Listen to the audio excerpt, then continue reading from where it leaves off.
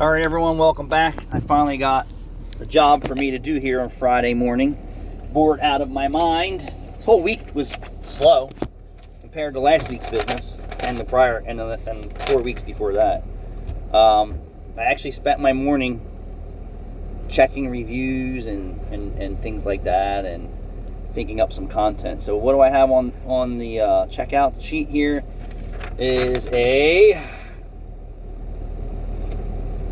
just fold this because I'm not supposed to be doing this, but can you see that?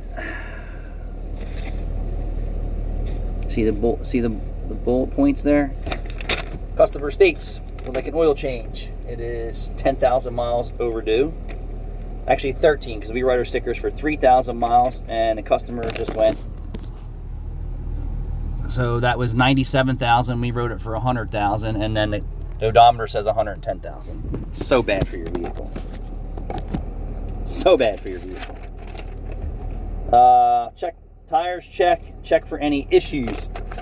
So that was very vague there. So I said to the lady, so I'm actually missing a visor clip. I'm going to report that and see if she actually wants that fixed. Because once the visor clip breaks, then you break the visor, and then who wants to waste more money for a simple $10 fix? And trust me, we see it all the time.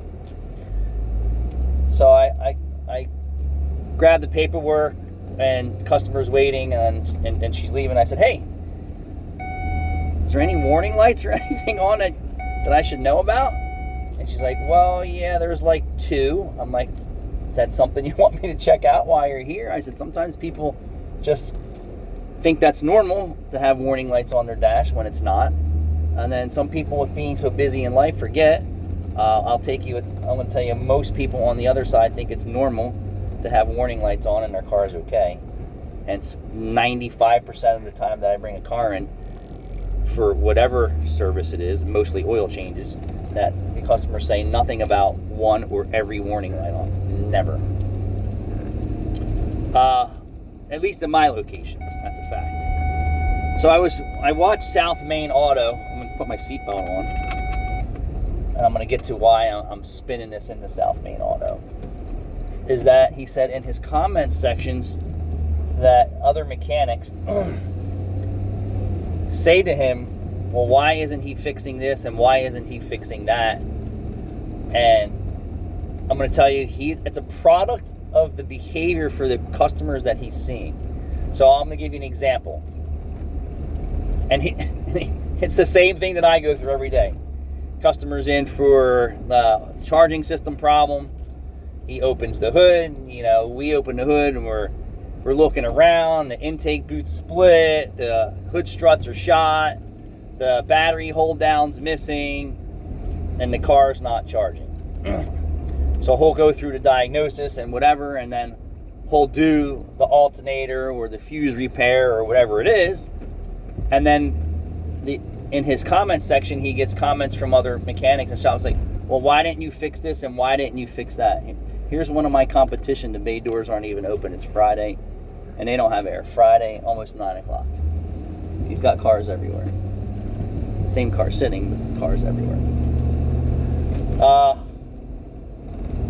And he said, they only pay me to do what they ask. Get the car running, get the car charging. And then in his comment section, well, did you fix that? I get that too. Most of the time, if it's a customer who wants a vehicle well-maintained, repaired, and maintained, typically we fix everything that I see. And trust me, there's sometimes that I overlook some stuff and then I have to report it back to the customer. It's just the way it is.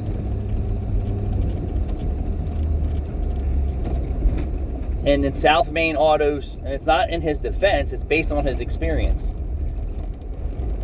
He'll tell the customer, hey, you got all these problems, and he's going to put the car outside and move on to the next job. He knows in most cases, based on his experience and behavior in his area, those customers aren't putting on a new wiper cowl. They're probably not going to put on a new fuse box cover, even though he says you need it. Or you need a battery hold down or gas tank strap. I mean, I'm just giving you the same things I deal with. I can't tell you how many people come in with a ratchet strap holding their gas tank in. And they just drive away. That's what we deal with. You know, and if he's getting that car for state inspection, then they have to fix the car if he's going to inspect it.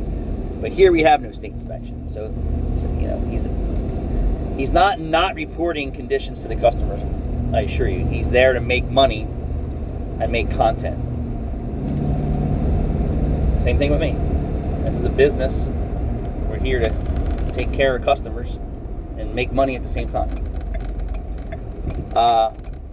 So now, you know, just like me, she said check the warning lights out. I'm going to go for a road test. I'm going to make sure she's aware that this is moved into a diagnosis versus just an oil change and a look over, because she has some conditions.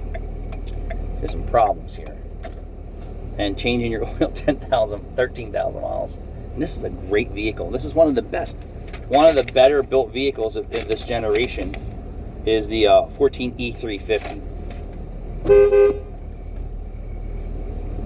AC's working. Like, I mean, how much more can you?